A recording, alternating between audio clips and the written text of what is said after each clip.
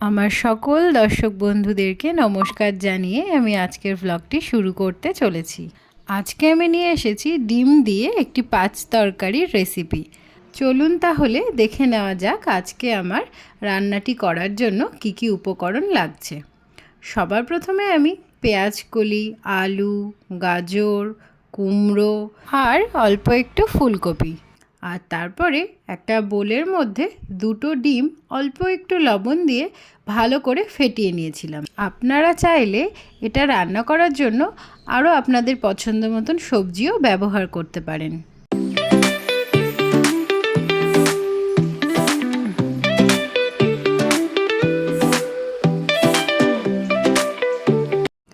প্যানের মধ্যে 2 চামচ মতো সর্ষের তেল দিয়ে দিতে হবে।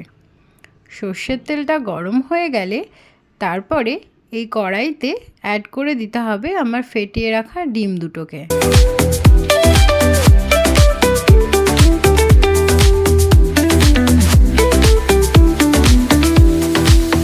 ডিমটাকে ঝুড়ি ঝুড়ি করে ভেজে নিতে হবে, পুরো অমলেটের মতন বানালে হবে না। ডিমটা ঝুড়ি করে ভাজা হয়ে গেলে অন্য একটা প্লেটে তুলে রাখলাম আর তারপরে কড়াইতে অ্যাড করে দিলাম 2 চামচ মতো সর্ষের তেল, সাথে দিয়ে দিলাম হাফ চামচ মতো গোটা জিরে আর 2টো শুকনো লঙ্কা। তারপরে এই তেলের মধ্যে দিয়ে দিলাম লম্বা লম্বা করে কেটে রাখা আলুগুলোকে আর অল্প একটু ফুলকপি। এই দুটো উপকরণ দেওয়ার পরে তেলের সাথে কড়াইতে এটাকে ভালো করে নেড়েচেড়ে নিতে হবে।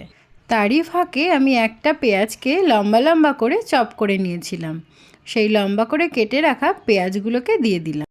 তারপরে লম্বা করে কেটে রাখা গাজর, কুমড়ো, পেঁয়াজকলি এই সমস্ত সবজিগুলো কড়াইতে অ্যাড করে দিলাম।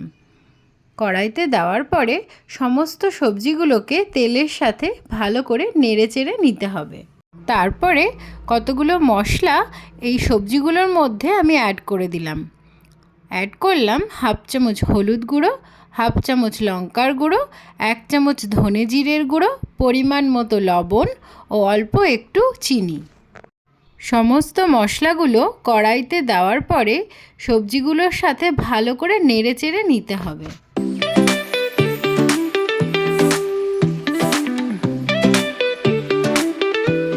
এই সময়ে গ্যাসের ফ্লেমটাকে লো টু মিডিয়ামে রাখতে হবে। আর ততক্ষণে আমি নিয়ে নেব একটা হামালদিস্তার মধ্যে 5 থেকে 6 টুকরো রসুন, আর হামালদিস্তায় সেই রসুনগুলোকে ভালো করে থেতো করে নিতে হবে।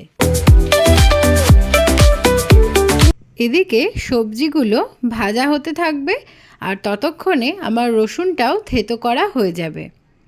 রসুনটা থেতো করা হয়ে গেলে সেই থেতানো রসুনটাকে আমি কড়াইতে অ্যাড করে দেব সবজিগুলোর মধ্যে। রসুনটা কড়াইতে অ্যাড করার পরে সবজিগুলোর সাথে রসুনটাকে নাড়িয়ে নিতে হবে কড়াইতে। তারপরে আমি অ্যাড করে দেব হাফ চপ করে রাখা টমেটো। সমস্ত কিছু অ্যাড করার পরে যখন দেখব সবজিগুলো 70% মতো ভাজা হয়ে গেছে, তখন আমি তার মধ্যে অ্যাড করে দেব 2 কাপ মতো জল।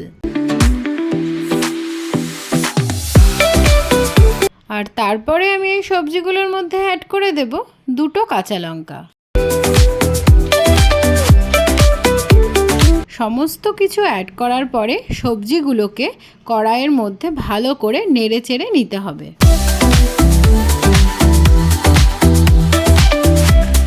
জলটা অ্যাড করার পরে গ্যাসটাকে হাই ফ্লেমেই রাখতে হবে।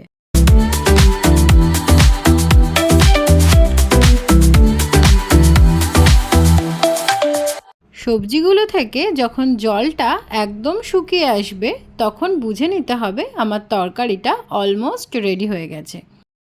তখন ঝুড়ি ঝুড়ি করে যে ডিম দুটোকে ভেজে রেখেছিলাম সেই ডিম দুটোকে এই পর্যায়ে তরকারির মধ্যে অ্যাড করে দেব এবং তরকারির সাথে ডিমগুলোকে ভালো করে নাড়িয়ে চাড়িয়ে মাখিয়ে নেব। আমার রান্না করা রেসিপিগুলো আপনাদের কেমন লাগে সেটা কিন্তু অবশ্যই আমাকে কমেন্ট বক্সে জানাতে ভুলবেন না। আরও নতুন নতুন রান্নার রেসিপি নিয়ে আমি যাতে আপনাদের সামনে হাজির হতে পারি সেই জন্য আপনাদের সকলের কাছে আমার চ্যানেলটিকে সাবস্ক্রাইব করে নেবার অনুরোধ রইল।